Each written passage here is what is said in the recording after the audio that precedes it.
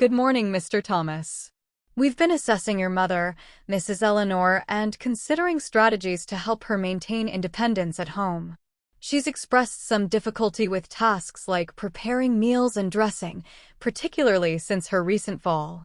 We're looking at a few options, including adaptive equipment for the kitchen, perhaps a perching stool, and some long-handled utensils.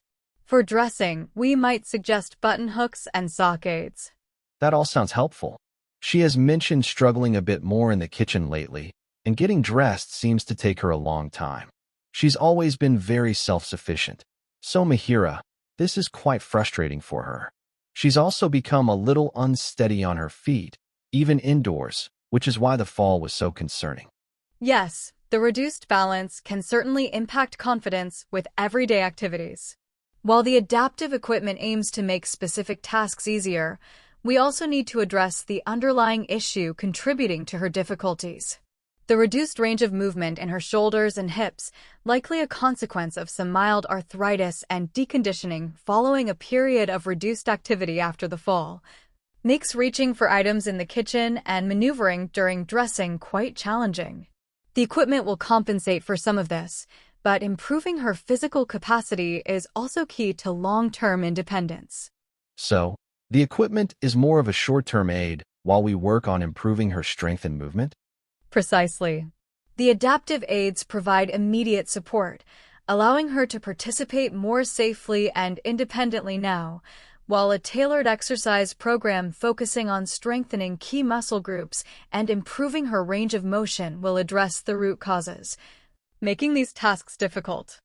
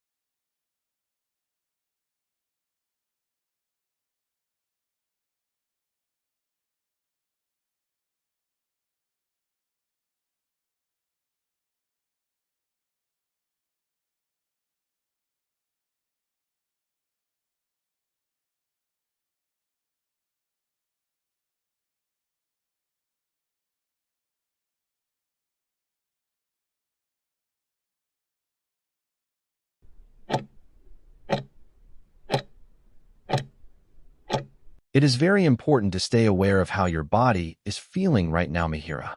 Deep vein thrombosis and pulmonary embolism are serious conditions, so recognizing the signs early can make a significant difference in your recovery. You should watch for sudden, severe chest pain that might feel sharp or worsen when you take a deep breath.